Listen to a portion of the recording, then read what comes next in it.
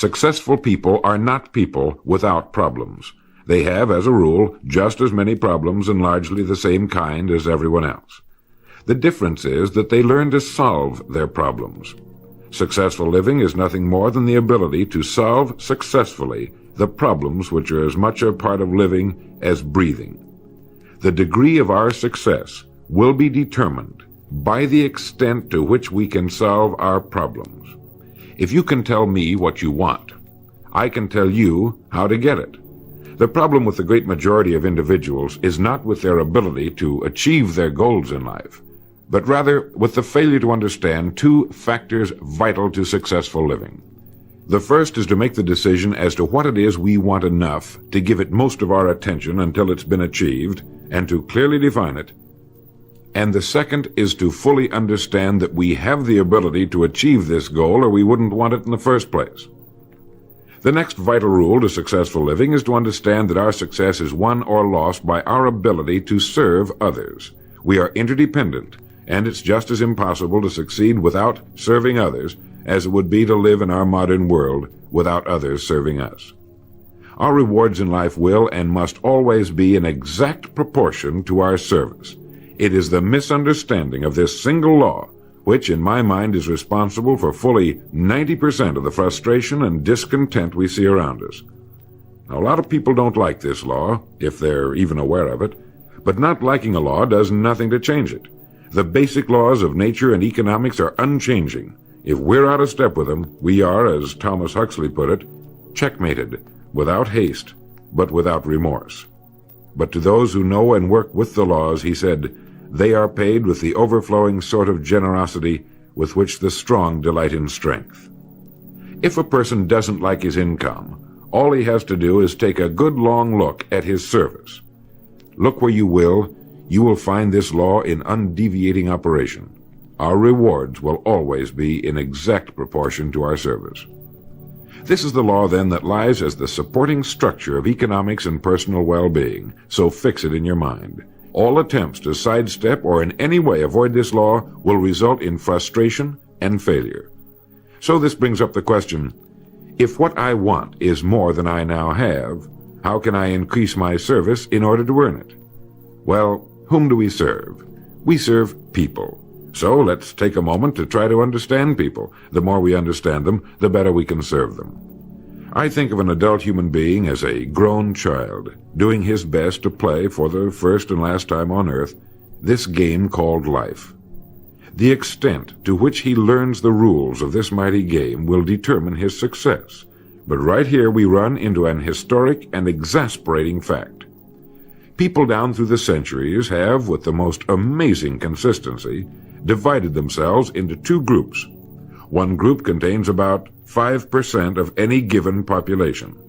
The other group contains the remaining 95%. Neither of these two groups is any better than the other. But one thing separates them. The big group, the one containing about 95% of the people, never seems to get the word, while the smaller group, the 5%, does. Now, what do I mean by getting the word? I mean about 95% of the people never quite understand, emotionally or intellectually, that we as individuals control, to an altogether unsuspected extent, our lives here on earth. That each one of us is the architect of the structure fashioned by our years. You see, all of us want the same things, but only about 5% figures out how to get them. Within each of us burn two unquenchable ambitions: to serve importantly and to gain financial independence. Both of these worthwhile goals are within the reach of all of us, man or woman, but according to statistics, only about 5% achieve both of them. Why? Let's look at it logically.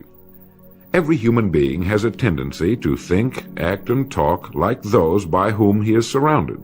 This is environment, and it exercises an enormous influence on our lives. We've already pointed out that 95% don't seem to get the word in life. Then it follows that in the case of any given individual, the odds are 95-5 that he is surrounded by the larger group. And since a body in motion tends to remain in motion until acted upon by an outside force, that he will continue to conform to his group unless we can do a better job of serving him through knowledge. The failure of most people to live successfully is not caused by their lack of abilities, far from it, but rather in their failure to decide what it is they want, and understanding that our wants are governed by our talents and abilities, and that we are divided into two groups of roughly 5% and 95%, and that it's the 5% group which is successful. So here, let me give you a definition of success which, to my mind, covers the subject completely. Success is the progressive realization of a worthy ideal. That is, anyone who knows where he is going in life is a success. At the moment he makes the decision of what it is he intends to accomplish, of what it is he considers a worthy ideal, he is successful. Once this goal has been accomplished, he is again, by our definition, a failure, until he establishes a new goal toward which to work. To my mind, this is what we as human beings were intended to do, to go through life from one achievement to another, and to finally come to the end of our road here on earth, still reaching, still working toward a new and better plateau on which to stand. For this is to live and live completely, to know as much as we can know, to serve as much as we can serve, to accomplish as much as we can accomplish. Well, since success is the progressive realization of a worthy ideal, why are we faced with only 5% who can be called really successful? Because the best estimates available tell us that only about 5% will ever decide upon and define the one thing they want. One thing, because we can only do one thing at a time. To my mind, the story of a person's life is the story of a quest, a search to which he devotes his life. We know that the happiest people on earth are those who know exactly what it is they seek and set boldly out to find it. And while we're all dreamers, the fortunate ones are those who have found a dream so exciting and worthwhile that they'll devote a part or all of their lives to making that dream come true. But while all dream, by far the great majority, that 95%, never realizes that a persistent daydream is often the point on which we should set our compass, the place toward which it is meant for us to journey. The tragedy is that the great majority shrugs off this built-in direction finder and returns to the wide, visible, well-marked road in life which they feel must be the best road because it carries the heaviest traffic. Well, let's make this point clear. The road in life with the heaviest traffic is not the best road to follow, for it is the road of the 95%. It is the road with no more opportunity, and with 19 times as much competition.